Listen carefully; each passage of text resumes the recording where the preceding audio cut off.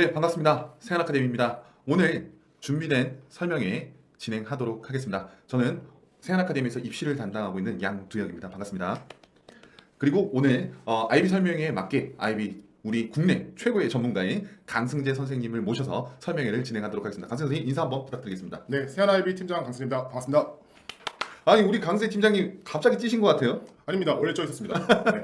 원래는 이 오프라인 강의가 이제 활발할 때는 우리 강세 팀장님이 좀 이렇게 활발하게 운동 건강 관리를 위해서 외모 관리를 위해서 우리 학생들한테 이제 반가운 모습으로 인사를 하기 위해서 좀 이제 운동 같은 거 열심히 했는데 요즘은 열심히 안 하는 것 같아요. 아닙니다. 근육량이 많이 컸기 때문에 절대로 운동을 게으리하지 않았습니다. 네, 근육량이 이제 얼굴에도 붙는군요. 네, 알겠습니다. 자, 오늘 준비된 설명회를 본격적으로 진행을 해보도록 하겠습니다. 첫 번째 순서는 7점을 위한 전략적인 과목 선택과 준비에 대해서 알아보고요.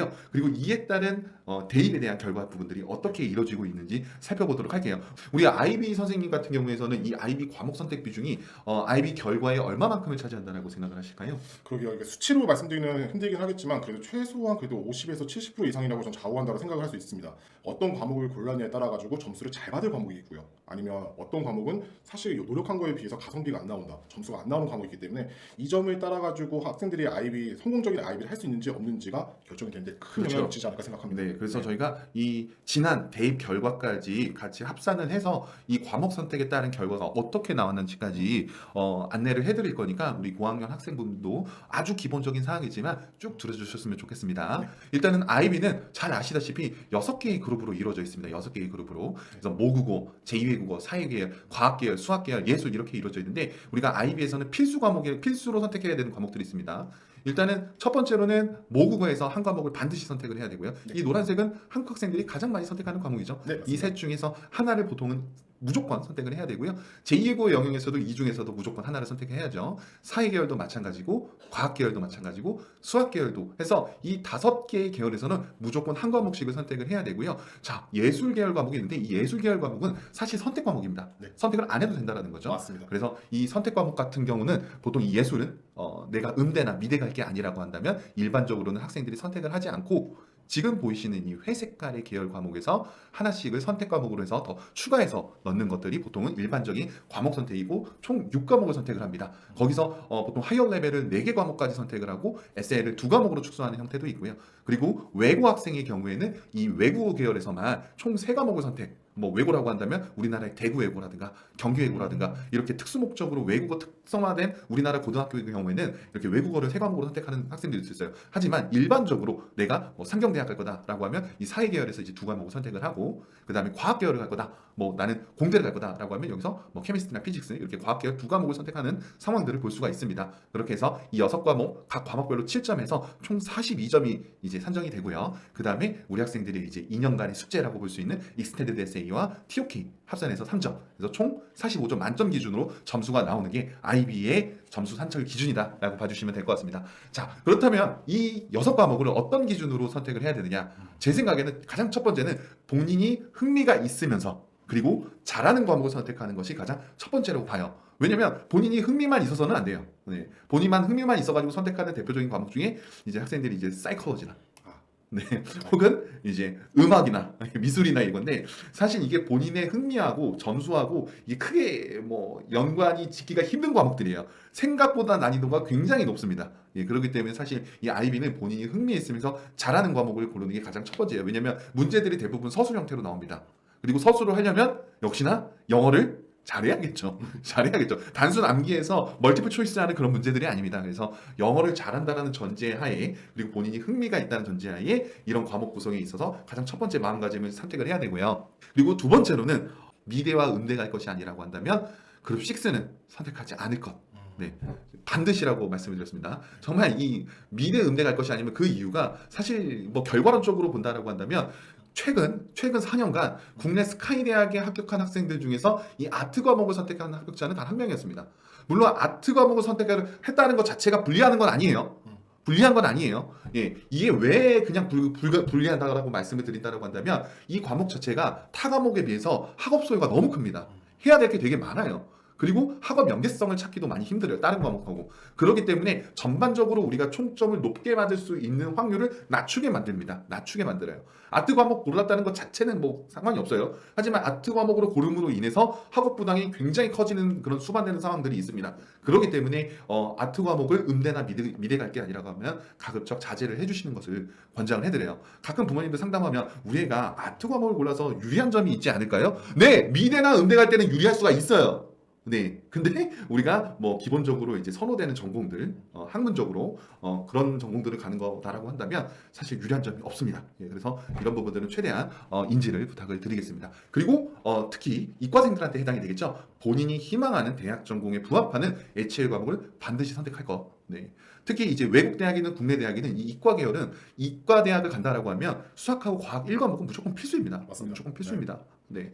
그리고 우리나라 같은 경우에는 이런 부분들이 더 부각이 되죠. 더 부각이 되죠. 그래서 지금 밑에 보이는 계열의 과목 구성들을 참고를 부탁드리겠습니다. 물론 지금 뭐 11학년 학부모님들, 12학년 학부모님들은 당연히 알고 있는 상황일 테지만 네. 그래서 가장 많이 참고를 해주셨으면 하고요. 자, 전반적으로 학업 역량이 낮거나 국제학교 다닌 기간이 굉장히 짧은 친구들이 있어요. 왜 이런 친구들이 있지 않습니까? 그레이드 A시라든가 9때 학부모님 그 발령으로 인해서 아버님 발령으로 인해서 국제학교에 급격하게 이제 전학을 간 친구들, 그렇죠. 네. 유학 경험 하나도 없고 네. 이런 친구들은 사실상은 점수 취득을 난이도가 좀 높은 과목들은 당연히 지향을 해야겠죠. 지양하는 게 맞죠. 네, 지향을 해야겠죠. 네. 그래서 사실 이 학생들은 뭐 IB 디플로마를 했지만 사실 뭐 11학년 때 프랙티스 스코어가 나왔는데 뭐 30점 초반대가 나오고 이런 친구들도 있죠. 맞습니다. 그래서 그만큼 이제 그 전에 이런 우리 강세 팀장님과 같은 IB 전문가와 상담을 한 다음에 과목에 대해서 최대한 신경을 써주세요.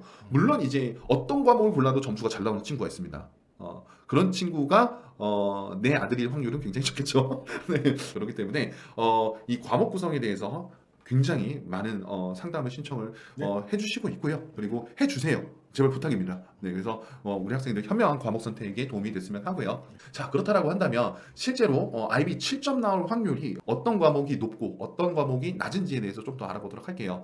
자, 시험을 볼 수 있었지만 또 볼 수가 없었던 듀얼 로또로 진행했던 최근에 2021년에 시험 통계를 봐볼게요. 보시는 것처럼 IB English A에 해당하는 Literature라고 하는 영역이 다른 과목에 비해서 6, 7점 받을 확률이 굉장히 숫자가 낮게 나오고 있습니다.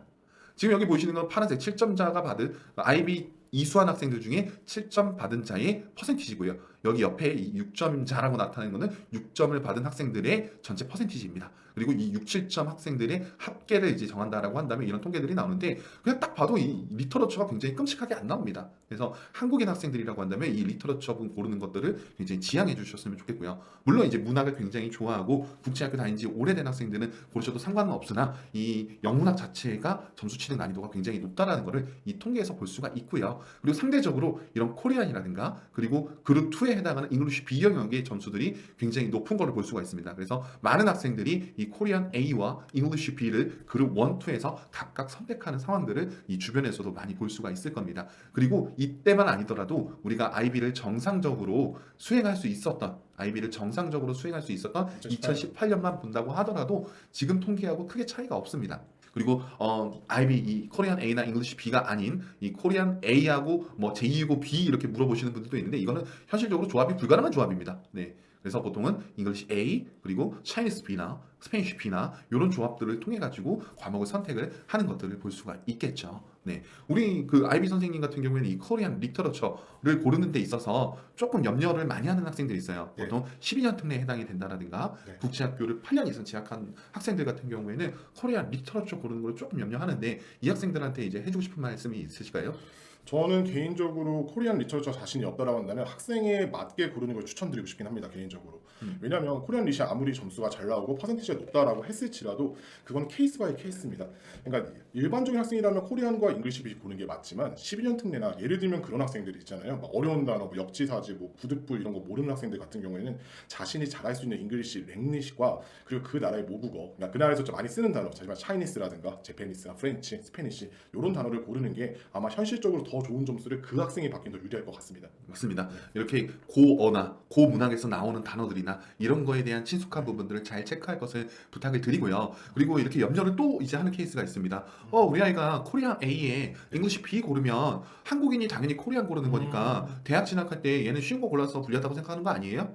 이런 질문들이 옛날부터 굉장히 많았죠. 아우 몇 년 전부터 많았죠. 이 친구도 불리합니까? 저는 이렇게 말씀드리고 싶습니다. 일단은 불리하다라는 것에 있어가지고 이렇게 한번 생각해 보시면 좋을 것 같아요. 예를 들어가지고 잉글리시 렛이랑 잉글리시 리터러처랑 그리고 뭐 프렌치를 골랐다라고 했을 때 잉글리시 리터러처 5점, 프렌치 뭐 6점 이렇게 받았다고 치겠습니다. 그럼 점수가 이미 3점을 까먹고 들어가는 건데 그러면 이 학생들이 그럼 제일 잘 봐봐야 42점 아니면 그 아래겠죠 사실은요. 자 우리가 그러면 실제로 내신을 바탕으로 저희가 대학을 진학을 한 데 있어가지고 실리적으로 생각했으면 좋겠습니다. 전 개인적으로. 그러니까 다시 말해가지고 점수를 일단 우선적으로 더 좋은 점수를 받고 더 좋은 GPA를 바탕으로 진학하는 게 훨씬 유리할 겁니다. 네, 따라서 지금 방금 저희 양력 팀장님께서 한 질문에 대한 답변 드리자 그러면 아니요 전혀 불리하지 않습니다. 코리안과 잉글리시 비를 바탕으로 실리적으로 점수를 안 깎이는 걸 추천드리겠습니다. 최대한 점수를 7점에 가깝게 만들어서 우리 학생들이 원하는 전공을 하는데 더 도움이 될 수 있도록 하는 게 좋지 않을까 생각이 듭니다. 네. 자, 말씀하셨던 것처럼 전문가께서 말씀을 하셨던 네. 것처럼 IB 점수 취득이 용이한 과목을 언어 과목에서 고르는 게 제일 유리합니다. 다만 코리안을 리터처로 하고 A로 하고 코리안을 A로 하고 잉글리시 B를 고르는 학생이 영문학과를 전공을 하고자 그쪽을 지원하겠다. 그럼 불리할 수 있어요. 맞습니다. 근데 코리안 A를 고르고 잉글리시 B 고르는 학생 중에 과연 상식적으로 영문학을 지원하는 학생들이 있을까요? 제가 상담했던 학생들 중에서는 거의 상위권에서는 없었어요. 네, 그렇기 때문에 여러분들께서는 코리안 A하고 잉글리시 B가 유리하다라고 하면 과감하게 선택을 해주시고요. 그리고 내가 국제학교에 재학한 기간이 워낙 길고 한국에 산 지가 너무 안 돼가지고 국문학 1900년 초반 혹은 1900년 이하의 한국 단어들이 너무나 나는 익숙하지 않다. 난 뭔 말인지 모르겠다. 이런 친구들은 잉글리시 A와 외국어 B 조합으로 고르실 것을 권장을 해드리도록 하겠습니다. 네. 자, 그 다음에 그룹 3 사회계열 과목을 볼게요. 사실 이제 뒤에 가서 설명드릴 과학계열도 마찬가지겠지만 이 문과계열 같은 경우에는 사실 매년마다 통계상으로 나오는 점수 차는 과목별로 그렇게 크지는 않습니다. 맞습니다. 다만 한국 학생들의 가장 인기 과목은 이코노믹스입니다. 이 이코노믹스의 가장 큰 특징은 이 문과 과목에서 점수 취득 난이도를 보이는 가장 큰 포인트 그 부분이 없습니다. 네. 이 문과 과목이 사실은 이과 과목보다 점수 취득 난이도가 높아요. 왜냐하면 단순 암기라고 생각할 수 있을지 모르겠지만 내가 아는 지식에 대해서 굉장히 서술을 많이 해야 돼요. 그리고 히스토리나 사이콜로지 같은 경우에는 실생활에 쓰이지 않는 용어들을 씁니다.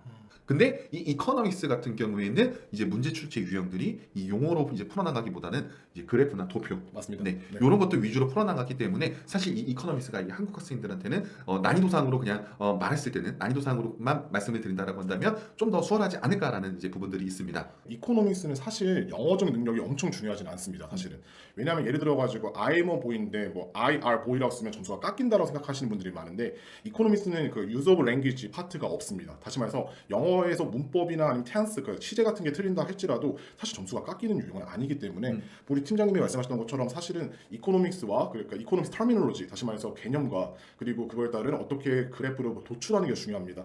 따라가지고 암기를 한다기보다는 이해를 한다라고 한다 그러면 이코노믹스는 점수를 6점 이상 받기 매우 용이한 과목이라고 볼 수 있습니다. 네. 그리고 이 문과 과목에서 상대적으로 끝장나는 난이도를 보이는 과목이 있죠. 설마 그렇죠. 히스토리죠. 예. 예, 이 히스토리는 정말 그 매해 2018년 데이터를 본다고 하더라도 가장 7점, 6점 맞기가 가장 난이도가 어려웠던 과목입니다. 그러니까 본인이 흥미가 있다고 하더라도 정말 점수 취득 난이도가 높은 과목이라고 할 수 있어요. 일단 용어 자체가 매우 어렵죠. 네, 맞습니다. 그리고 외워야 되는 양도 너무나 많고 맞습니다. 그리고 그 안에서 본인의 의견을 서술해야 되고 맞습니다. 역사적으로 해석한다는 이야기가 너무나 힘든 일이겠죠. 예, 이게 문제 자체가 이제 그렇게 나가. AP US 히스토리라든가 월드 히스토리 난이도로 생각하시면 안 됩니다. 예. 조금 더 말씀을 드리면 이 히스토리가 왜 7점 받기가 어렵냐면 사실 기본적인 팩트에 대해서는 암기할 수 있고 충분히 다 이해할 수가 있습니다. 저희 IB의 히스토리는 밸런스 라이팅이 돼야 됩니다. 다시 말해서 예를 한번 들어보면 그 2차 세계대전에 제노사이드 대량 학살이 있었는데 그 대량 학살에서도 좋은 점이나 나쁜 점을 같이 다 적어줘야 됩니다. 예, 누가 생각하더라도 대량 학살이 사실 좋은 점이 있다라고 보긴 좀 어렵잖아요, 사실은요. 예, 그럼에도 불구하고 이 두 개 다 적어야지만 7점을 받을 수 있기 때문에 기본적으로 이 구조 자체가 밸런스 라이팅이 너무 어렵습니다. 그래서 7점 받기가 더 어렵다고 생각할 수 그쵸. 있습니다. 네. 자, 그래서 문과 과목에 대해서는 이렇게 알아봤고요. 네. 그리고 이제 과학 계열 과목에서 알아볼게요. 요즘 이제 학부모님들 이제 이과 선택하시는 분들이 많아서 요 이과 과목에 대한 부분들 굉장히 이제 궁금해 많이 하실 텐데 사실 이 이과 과목 자체도 아까 서두에 말씀드렸다시피 과목마다 매해 뭐 특정하게 어느 과목이 어렵다라고 하는 통계들은 사실상 나오지는 않습니다. 네. 그래서 본인이 흥미가 있거나 본인이 전공하고자 하는 과목을 과감하게 고르시는 것을 권장을 해드리고요. 물론 이제 내가 공대를 가겠다라고 하면 물리는 필수 과목이에요. 네. 간혹 내가 이제 공대를 갈 건데 물리를 안 고르고 컴퓨터 사이언스만 이제 고르는 친구들이 있어요.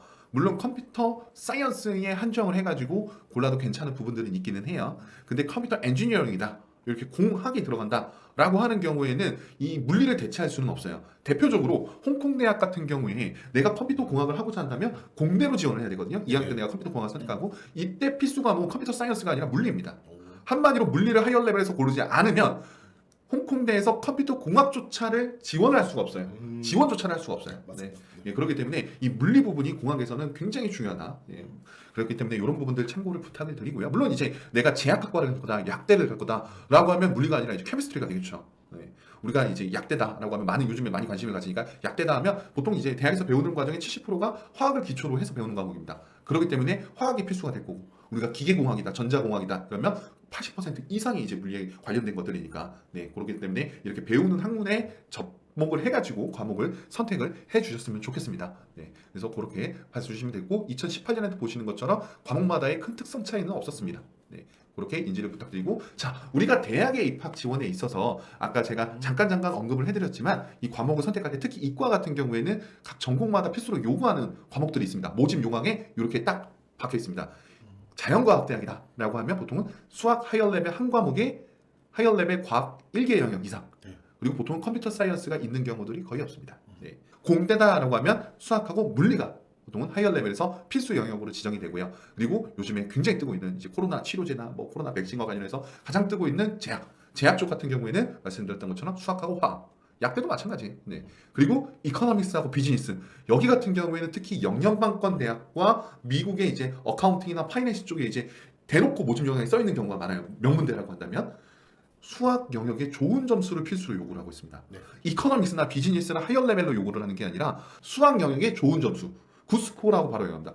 요즘 같은 경우에 명문대, 특히 영연방 계열의 상경대학, 미국의 최고 좋은 대학에 상경대학을 가겠다라고 하면 이 수학에 좋은 점수를 확보를 하는 게 오히려 필수 조건으로 들어간다. 물론 우리나라 대학 같은 경우에는 이 이코노믹스하고 비즈니스가 하이어 레벨로 올라가야 됩니다. 네, 그런 부분들을 우리가 살펴볼 수가 있고요. 자, 이 홍콩이나 이 싱가포르 대학 같은 경우에는 번외로 이제 말씀을 드린다고 한다면 이 대학들은 한 개 대학씩 지원을 할 때, 한 개 대학 지원할 때 한 개의 원서와 자소서로 여러 가지 전공을 지원을 합니다.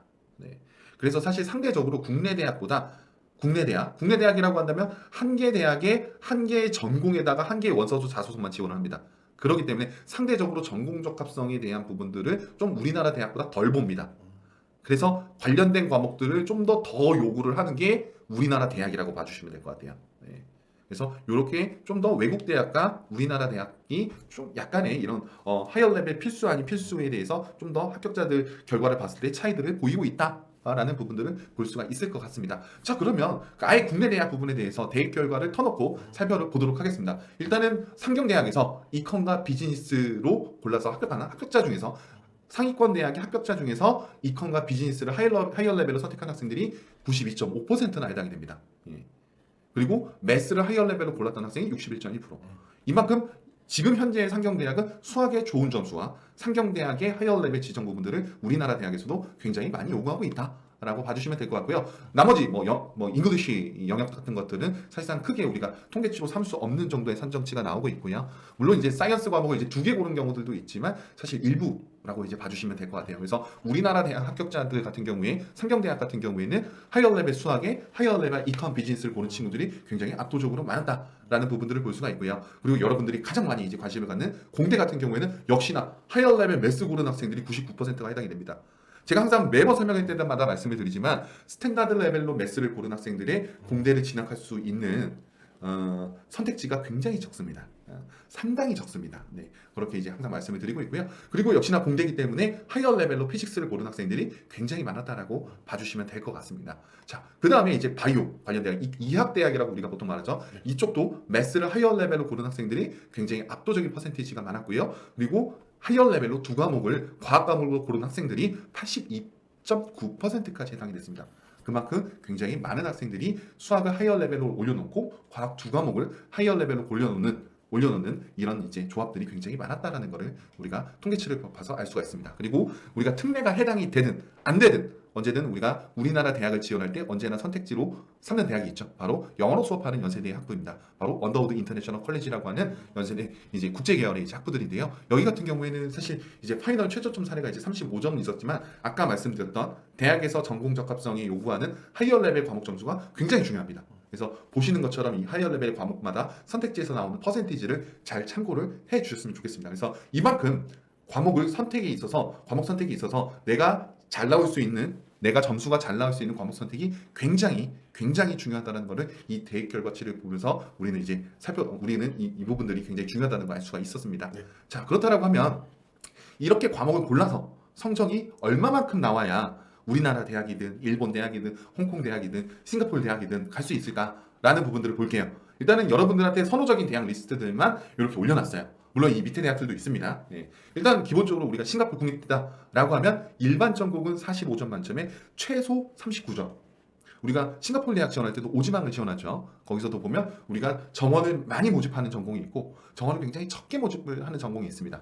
홍콩대도 마찬가지고요. 싱가포르 대학은 사실 일반 전공과 선호 전공이 그렇게 점수차가 그렇게 벌어지지는 않습니다.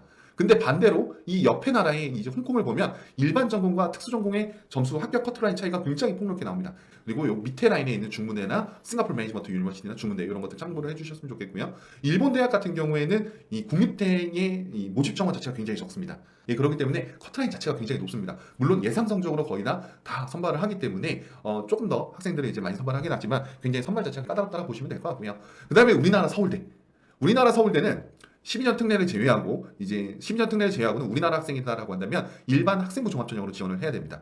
45점 만점 중에서 최소 42점 정도 이상 되는 학생들 중에서 10명 정도를 이제 선발한다고 보시면 될 것 같아요. 서울대학교는. 네, 그래서 좀 입학문이 굉장히 제일 까다로운 인문을 보여주고 있고요. 그 밑에 이제 고려대 연대다라고 하면 최저 라인은 이제 39점 정도로 파이널 기준으로, 그다음에 서강 성균 한양이다라고 하면 최저 라인은 이제 36점 정도로 잡아놓으시고요. 그리고 그 밑에 뭐 중앙대다, 국민대다라고 하면 파이널 점수가 점점 낮아지겠죠. 네, 그리고 내년부터는 이제 우리가 특례 입시에서 굉장히 서류 대학이 굉장히 많이 증가하지 않습니까? 그만큼 아이 파이널 점수 커트 라인은 좀 더 낮아질 예정이에요. 하지만 언제나 말씀드렸다시피 우리나라 대학의 경우에는 전공적 합성에 해당되는 과목 점수가 굉장히 중요합니다. 그래서 그런 부분들을 잘 인지해 주시고 전공적 합성에 맞는 과목, 내가 점수가 잘 나오는 과목 선택을 하는 데 있어서 항상 전문가의 의견을 들어보고요. 만약에 내가 최선을 다해서 점수가 안 나왔다라고 했을 때도 언제나 말씀드렸지만 지원 전공과 관련된 성적 굉장히 매우 중요하다라고 말씀드립니다.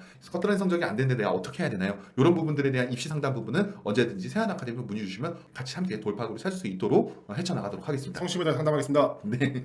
그렇다라고 한다면 마지막으로 정리를 할게요. 여러분들께서 설명회 때마다 많이 물어보는 질문을 토대로 FAQ를 준비를 해봤습니다. 아까 서두에 말씀드렸던 것처럼 미술을 좋아해서 아트를 선택했어요. 경영대학과인데 장점이 있나요? 아니요. 네, 맞습니다. 장점은 없으니까 점수를 좋게 맞아주세요. 일단 골랐으니까 어쩔 수 없습니다. 최선을 다해주세요. 자, 생물을 좋아해서 생명과학부로 진학하고 싶어요. 근데 꼭 수학 하이어 레벨로 선택해야 되나요? 네. 네, 선택해야 됩니다. 만약에 SL로 선택했다면 대학이 굉장히 많이 내려갈 거예요. 여러분들. 입학 자체가 쉽지 않을 것 같은데요. 대학이 많이 내려갑니다. 대학이 엄청나게 내려갑니다. 네. 네. 그래서 대학 상위권 대학을 포기해야 된다는 부분, 그 부분 인지를 해주시고요. 네. 최상위권 공대를 선택해야 되는데 HM 물리 꼭 선택해야 되나요? 네. 네, 선택해야 됩니다. 최상위권을 원하시면 언제나 그와 관련된 정보에 관련된 과목을 반드시 선택해야 되고요. 자, 잉글리시 A 선택했어요. 코리안 A를 선택하는 학생들보다 좋은 평가 받을 수 있겠죠? maybe 영어 전공? 네, 영문학 네, 관련 전공에서는 혹은 이제 국제학부처럼 비교 문학과 관련된 전공이 있다라고 한다면 어느 정도 이제 좋은 평가를 받을 수 있겠지만 그 외에 다른 전공에서는 평가 받기가 좀 어렵다. 오히려 더 좋은 점수 받는 게 더 유리하다. 자, 우리 아이가 IB 점수 안 나왔지만 SAT가 1550이에요. 의대 갈 수 있나요? 아니요. 네, 네, 의대는 수학과 과목 점수가 좌우합니다. 내 과목이 SAT로 커버를 뜰 수 있는 이제 많은 전공들이 있기는 하지만 의대나 이과 전공에서는 어느 정도 한계가 있습니다. 수학과 과목을 잘 받으세요. 수학과 과목 이게 첫째 조건입니다. 맞습니다. 네. 자, 국내 대학 지원 시에 토플을 꼭 해야 되나요? 외국 대학도요? 있으면 좋지 않을까요, 근데? 네, 일단은 특례에서는 당연히 권장을 합니다. 네. 근데 우리가 상위권 대표적으로 싱가포르 국공립대학 중에서 NUS라고 하는 대학이다. 이 대학은 IB 잉글리시 7점 받는 게 반드시 첫째 조건이고요. 맞습니다. IB 내가 프랙티스 스코어에서 7점이 나왔다라고 하면 특별히 토플이 필요하지는 않습니다. 네, 맞아요. 네. 필요하진 않아요. 물론 이제 케이스 바이 케이스로 필요한 경우가 있어요. 이런 경우는 저희가 지난 싱가포르 국공립대학 설명회나 혹은 홍콩대학 설명회나 일본 대학이나 재국립 특례 전형에서 분명히 말씀을 많이 드리기 때문에 이런 부분들은 개별 상담이나 지난 설명회를 참고를 부탁드리도록 하겠습니다. 자, 국내 대학 지원 시에 활동 스펙 같은 것이 있어야 된다면서요. 예, 이런 부분들은 여러 가지 이제 전형이나 케이스 바이 케이스이기 때문에 상담을 통해서 안내를 해드리도록 하겠습니다. 지난 2021년 IB 사상 초유의 인플레이션 현상. 이번에는 과연 어떨까? 설명회 2부에서는 코로나 이전과 이후로 보는 IB 최종 시험 결과 분석과 전략에 대한 순서를 진행합니다.